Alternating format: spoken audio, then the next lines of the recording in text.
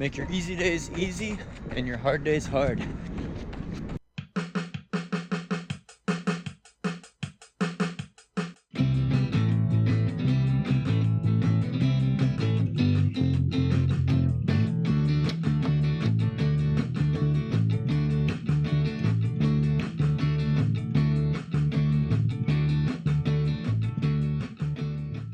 Hi there, Coach Sage of SageRunning.com here.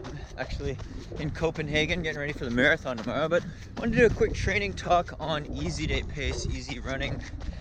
We usually term easy day as days where you're just trying to get in mileage or spend time on your feet, basically. And you're recovering from harder quality sections like a long run workout or a race or an interval session maybe on a track, where you've gone at a faster pace, you've done speed work, or you've done a tempo run, something higher in intensity. So usually about 80% of my weekly mileage, probably on average, is this easy pace, easy aerobic pace. Some people call it zone 1, zone 2. Basically the rule of thumb is you could carry on a conversation. If you're talking with a friend, you're not feeling a lot of pain really, because you're not breathing too hard. And this pace could really vary depending on the day, whether or not you have 2 easy days or a day off and then an easy day. Usually it's a shorter run, more relaxed run. It doesn't have a lot of climbing in it, but it could vary. For me, my marathon race pace, at least goal pace tomorrow, is around 5:18 per mile pace or 3:17 per kilometer. Right now I'm probably going 7:30 per mile pace or over around 4:20, 4:30 per kilometer pace. But it could be kind of plus or minus 30 seconds. It could be a minute a kilometer slower than marathon race pace. Could be a minute and a half per kilometer slower than marathon race pace, or 1.5 to 2 minutes per mile slower than my marathon race pace, and that's on a flat road. So if I'm a trail, I might be going slower, but generally you could carry on a conversation. It's nice and relaxed. It's about getting the mileage in. So I don't believe in junk miles, so to speak. People think, well, if you're running too slow, no pain, no gain. If I'm not breathing hard, it's not enough quality. No, I don't believe in that. You get a good blood flow to the muscles. You get good fat burning after 30 minutes at an easy aerobic pace. We're talking about like 60, 65, maybe up to 70% max heart rate. But a lot of people, look at these guys. Hey, look at you. Got your babies out and everything.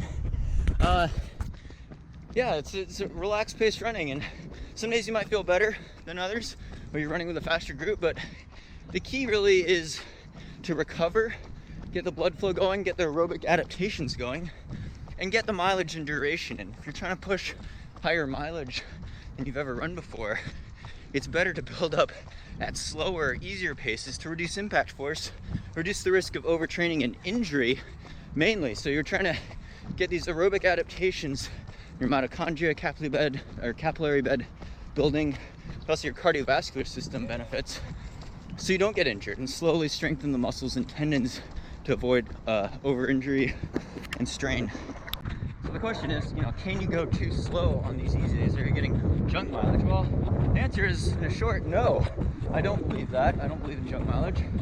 You definitely get more aerobic benefit and bigger gains on quality workout days, but if you can't balance that with easy pace training and consistent higher mileage, so it's all about building up after 30 minutes of duration running, trying to get up to 40 or 60 minutes on a lot of these easy days. You're going to see huge gains on that as long as you don't get injured. You don't get injured with high impact force running or running with bad form. So if you're so tired or you're limping because of soreness or injury, then it's probably better to not run super slow on an easy day, but cross train, ride a bike, swim, go on the elliptical, take a day off.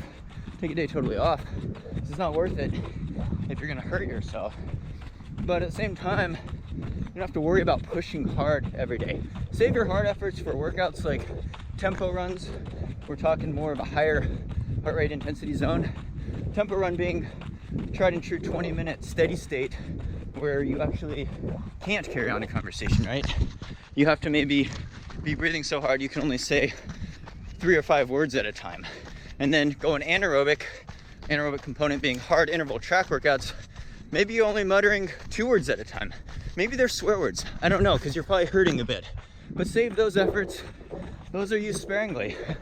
when you're building your mileage up easy at the start of training, maybe 90% of your weekly mileage is easy aerobic running. And again, it could vary. It could vary 30 seconds per kilometer, depending on the day, or even up to 40 seconds per mile.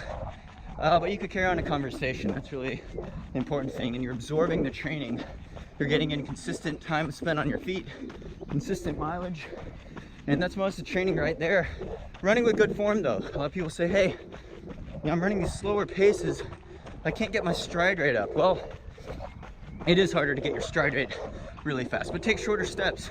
Try to at least be over 165, closer to 170 steps per minute would be good. Focus on really good running form, nice and relaxed, nice and light, springing off your feet, running upright, things like that.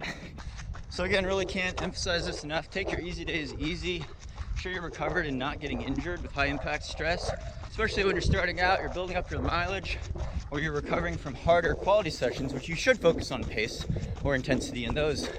And I like to joke, I used to say 7-minute mile pace has been my easy day pace for the last 15 years of my life. Whereas in high school, it was probably too hard. And now sometimes I go faster, but it depends if you're going on a trail or up hills or at altitude or what kind of weather conditions there are. Again, like it's pretty warm here. So you have to adjust your pace accordingly. I don't even worry about my pace actually on easy days. I don't even look at my splits or anything. I don't even look at the heart rate data till after the run. So not a slave to the GPS either. But yeah, that's kind of my take on it. Feel free to comment with any questions, future training talk topics you guys would like to hear about. Thanks so much for all your support on here, especially the Patreon supporters for really making this YouTube channel growth possible, and for subscribing and liking these videos. If you like them, again, you can check out the Patreon support page for some exclusive content and training talks, things like that. Thanks so much, guys. Follow me on Instagram and Twitter at Sage Canaday. So let's check out our training website, sagerunning.com, for training plans, any service, any distance. Thanks so much. Hope your running's going well. Oh, and if you happen to be in Copenhagen for the marathon tomorrow and are watching the race, it'd be really cool if you get some film clips. Me running by, I might feature them in my post-race vlog later and give you credit, whatever you want to plug. So really cool to see some of you at the expo yesterday as well. But thanks so much for your support. Stay tuned for more Sage Running videos.